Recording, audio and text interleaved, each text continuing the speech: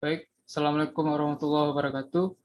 Eh, Kami dari kelompok 2 yang beranggotakan saya Alfian dan Dera Abel Gemilang akan melanjutkan presentasi kami dan kami mendapatkan materi tentang lanjutan Speech Act minggu kemarin. Kami pada kesempatan ini akan menjelaskan mengenai Speech Act 2, yaitu terbagi dua. Yang pertama mengenai illusionary force indicating devices atau IFIDs dan jenis-jenis tindak tutur. Yang pertama yaitu Speech Act. Seperti yang dijelaskan minggu lalu, kami ingin mengingatkan kembali, menurut Yole pada tahun 1996, tindak tutur atau Speech Act adalah tindakan yang dilakukan melalui tuturan dan umumnya diberikan tanda yaitu spesifik, seperti permintaan maaf, mengkomplain, melakukan pujian, undangan, janji, atau suatu permintaan. Sementara itu, menurut May tahun 2001, menjelaskan bahwa tindak tutur adalah tindakan verbal yang terjadi di dunia. Dalam menuturkan tindak tutur, penutur melakukan sesuatu pada kata-kata yang akan diucapkannya. May juga mengatakan bahwa bahasa yang digunakan orang-orang, tindak tutur yang mereka tuturkan tergantung pada konteks situasi, di mana tindak tutur itu dilakukan atau sedang terjadi. Lalu selanjutnya mengenai illusionary act.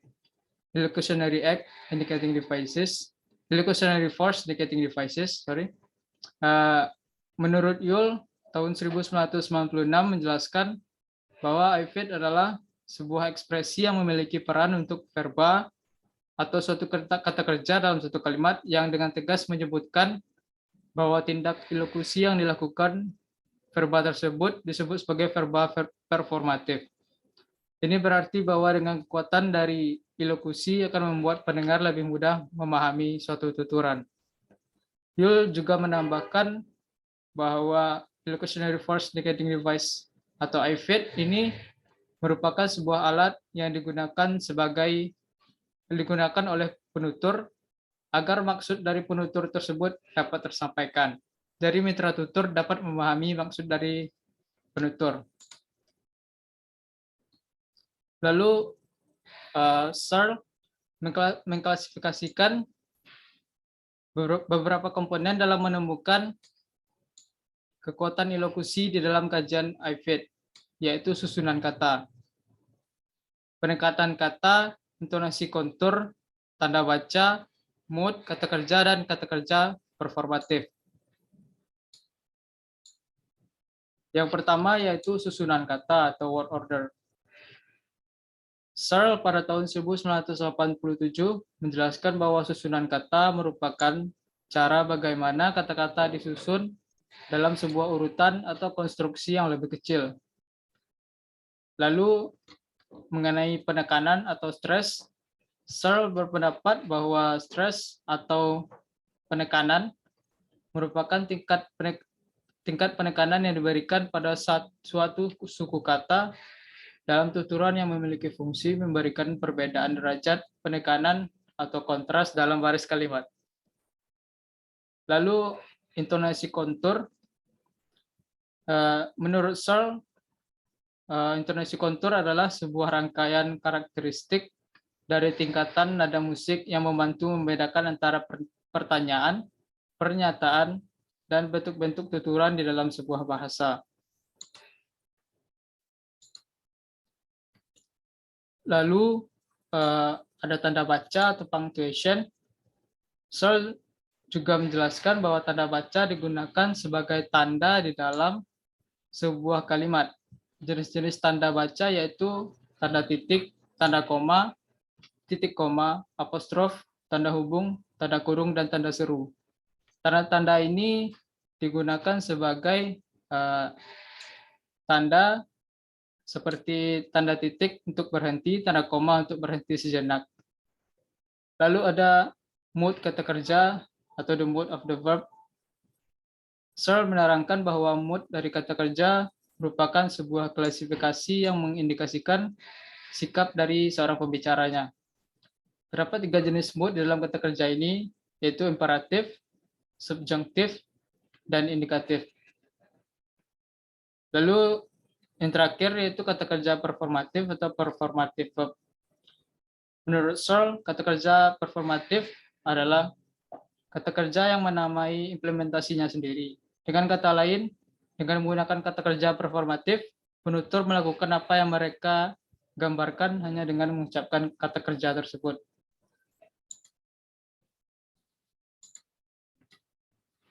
Lalu masuk ke jenis-jenis tindak tutur. Menurut Wijana tahun 1996, tindak tutur dapat diklasifikasikan berdasarkan teknik penyampaian dan makna dalam interaksinya, yaitu ada tindak tutur langsung dan tindak tutur tidak langsung. Sementara itu berdasarkan makna dalam interaksi dapat dibagi menjadi tindak tutur literal dan tindak tutur tidak literal. Yang pertama, tindak tutur langsung. Berdasarkan penjelasan Wijana, tindak tutur langsung adalah kalimat berita yang difungsikan secara konvensional untuk mengatakan sesuatu.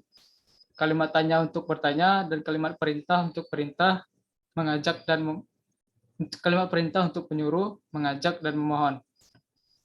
Lalu Yule tahun 2006 menambahkan bahwa tindak tutur langsung memiliki hubungan langsung antara struktur dengan fungsi dalam komunikasi. Jadi maksudnya tindak tutur langsung ini seorang penutur melakukan berinteraksi dengan mitra tuturnya tanpa basa-basi, langsung sesuai dengan kalimat yang disusun oleh penutur tersebut.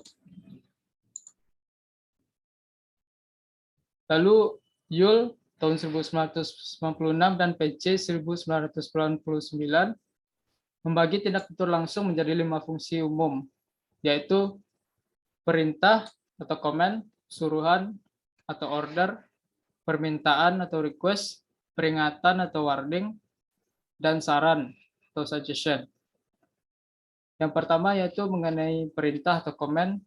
Menurut Crystal tahun 2008, perintah merupakan istilah yang digunakan untuk mengklasifikasikan fungsi kalimat. Dalam perintah atau komen ini, seorang penutur memiliki kuasa atas mitra tuturnya. Seperti pada contoh come on in, yang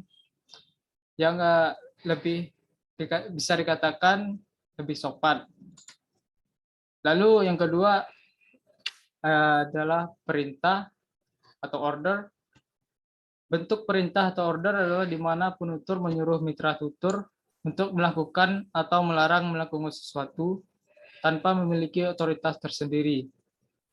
Perbedaan antara perintah order ini dengan komen pada yang pertama sebelumnya, pada perintah order ini penutur memiliki tingkatan atau derajat yang lebih tinggi dari mitra tuturnya,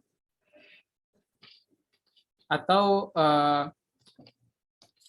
bisa dikatakan lebih kasar atau lebih kurang sopan daripada yang pertama tadi, yaitu mengenai comment. Seperti pada contoh don't touch that. Itu pada contoh ini dapat dilihat pernyataan yang perintah yang dituturkan oleh penutur itu sedikit lebih kasar. Lalu ada permintaan atau request. Menurut Searle dan Van der Vecken tahun 1985, permintaan atau request merupakan kata kerja direktif pola dasar yang cenderung menggunakan metode yang relatif sopan untuk mencapai tujuan elokusinya. Seperti pada contoh, can you help me, will you pick her? Pada contoh pertama, can you help me, penggunaan kata can di sini mengindikasikan permintaan tersebut relatif sopan. Lalu pada contoh kedua, will you pick her up? Kata will di sini menunjukkan tuturan yang relatif sopan.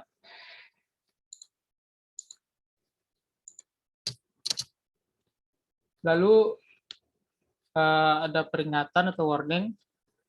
Peringatan merupakan tidak tutur langsung yang memberikan seseorang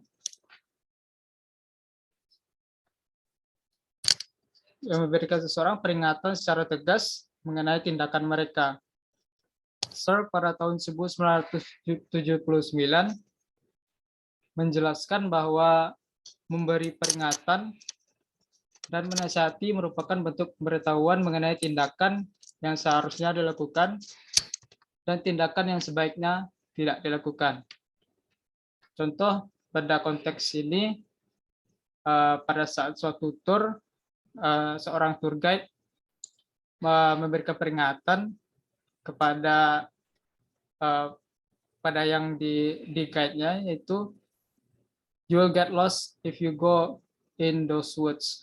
Jadi tour guide ini memberikan peringatan supaya peserta turnya tidak pergi ke hutan. Lalu yang terakhir ada saran atau suggestion. Menurut Searle dan Van der Vecken tahun 1985 menyebutkan bahwa menyarankan memiliki fungsi untuk memberikan saran kepada mitra tutur untuk melakukan sesuatu dan sesuatu yang sedang terjadi. Contoh, pada suatu percakapan, Clara mengatakan, I think you should call him. Kata yang menunjukkan saran di sini yaitu should, di mana Clara memberikan saran terhadap mitra tuturnya. Lalu mengenai tindak tutur tidak langsung akan dijelaskan oleh Rara Abel. Pada Rara Abel, silakan. Baik, terima kasih. Langsung saja saya lanjut mengenai tindak tutur tidak langsung. Tindak tutur tidak langsung adalah tuturan yang diutarakan secara tidak langsung dan biasanya dijawab secara langsung, tetapi harus segera dilaksanakan maksud dan implikasi di dalamnya, menurut Ijana. Lalu ada juga pendapat dari Bule yang mengatakan bahwa tindak tutur tidak langsung adalah apabila ada hubungan tidak langsung antara struktur dengan fungsinya. Jadi adanya tidak hubungan tidak langsung antara lokusi dengan lokusinya. Jadi struktur yang dimaksud ini adalah bahasanya langsung, lokusinya, dan fungsinya itu adalah tujuan penuturannya atau lokusinya.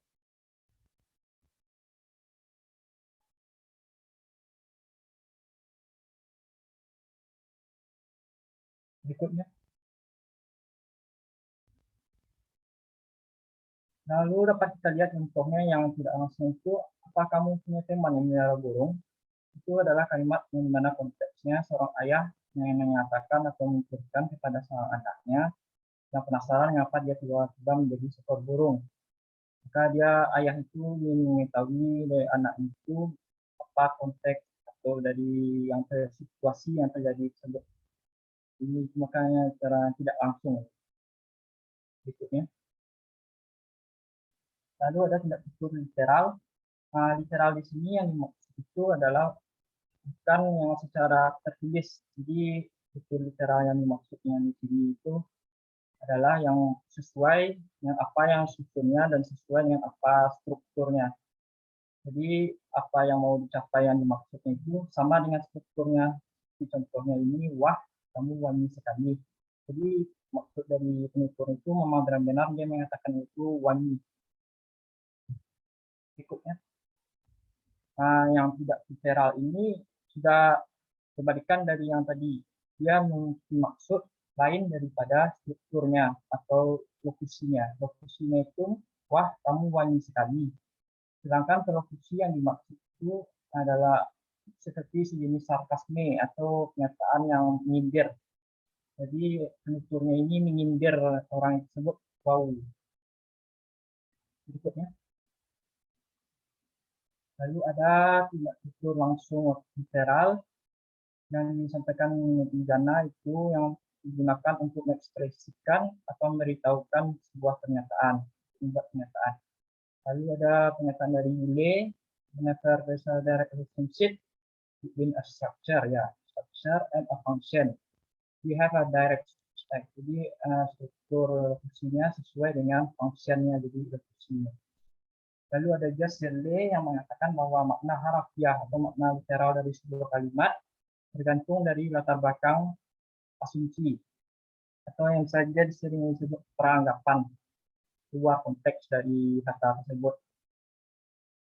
Berikutnya, lalu ada tindak tutur tidak langsung literal atau indirect literal. Nah, Wijana yang pendapat bahwa tindak tutur tidak langsung literal adalah yang diucapkan dengan modus kalimat yang tidak sesuai dengan maksud pembicaraannya. Jadi makna kata yang misalnya itu sesuai. Nah, jadi yang tidak langsung literal ini ada istilah yang disebut dengan modus atau bisa juga disebut dengan apa maksudnya bisa atau cara dia mengucapkan suatu teknik itu, tetapi yang unsurnya itu sesuai, jadi strukturnya itu sesuai, modusnya berbeda. Contohnya di Selmaklot ini strukturnya kan mengatakan sesuatu yang tidak tahu kita apa anggapannya, apa maksudnya.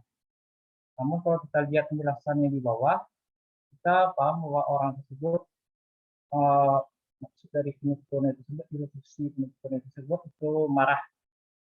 Jadi itu yang tidak langsung literalnya lebih ke intonasi atau stresnya, penekanan dari ucapannya ini.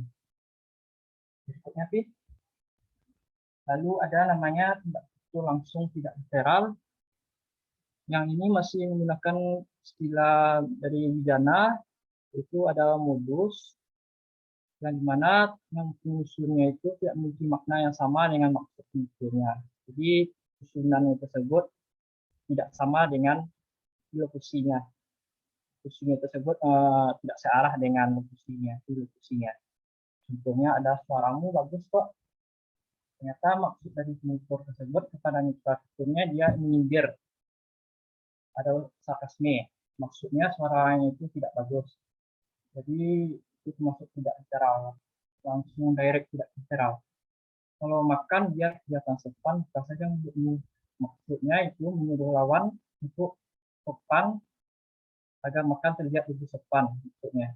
Jadi dia lebih banyak menggunakan metafor atau cara pragmatik yang untuk menyindir dalam halus. Ya, itu ada yang tidak betul, tidak langsung, tidak literal, di indirect literal, non literal. Tetap pendapat dari Wijana, bukunya pragmatik, mendapat bahwa tindak tutur tidak langsung, tidak literal adalah tindak tutur yang ditarakan dengan modus kalimat dan makna kalimat yang sesuai dengan maksud yang tidak ditarakan. Jadi tidak searah dengan apa yang mau dicapai dari seorang penutur itu tersebut. Bisa dibilang miskomunikasi atau dia masih maksud untuk menyindir juga ya. Contohnya karena di sini the floor is so clean, but I can see my face on it. Jadi bukan berarti dia membersihkan sangat bersih, tapi maksudnya tetap dia menghina ya, menyindir, maksudnya untuk menyuruh membersihkan. Jadi ada beda-beda sedikit, namun dapat dilihat dari struktur, modus, sama apa yang mau dicapai ya, fungsinya. Lalu ada nomor 2, radionya terlalu pelan, tidak kedengaran. Jadi maksudnya dia itu berisik. Maksudnya berisik, jadi tolong dikecilkan volume radionya. Ya, kemudian kesimpulannya, jadi kesimpulan dari speech type 2 ini yang merupakan kelanjutan dari speech type 1. Jadi yang fokuskan kepada event atau yang tadi sudah disebutkan oleh Afian, itu device atau apa klasifikasi yang bisa untuk mengidentifikasi sebuah dictionary atau maksud dari penutur tadi. Lalu ada juga jenis-jenis ukuran. Jenis ukuran dari paragraf ini sudah dijelaskan ada 4 kategorinya, itu ada langsung, tidak langsung, literal, dan non literal. Lalu dapat ada gabungannya atau terbagi menjadi 4 lagi. Ada yang bicara langsung, bicara tidak langsung, bicara tidak langsung, dan non-bicara yang tidak langsung. Nah, maka dari yang paling utama dari tutur, penutur, dan tindak tutur ini mesti dilihat dulu pada cara konteks dari seorang penutur tersebut supaya tidak terjadi grammatic failure yang disebutkan pada paragraf kedua tersebut. Ya, mungkin itu saja kesimpulan yang bisa saya ambil mengenai speech act 2 ini. Sekian, terima kasih kepada peserta atau penonton. Dan terima kasih juga pada Alfi, saya kembalikan pada Alfi.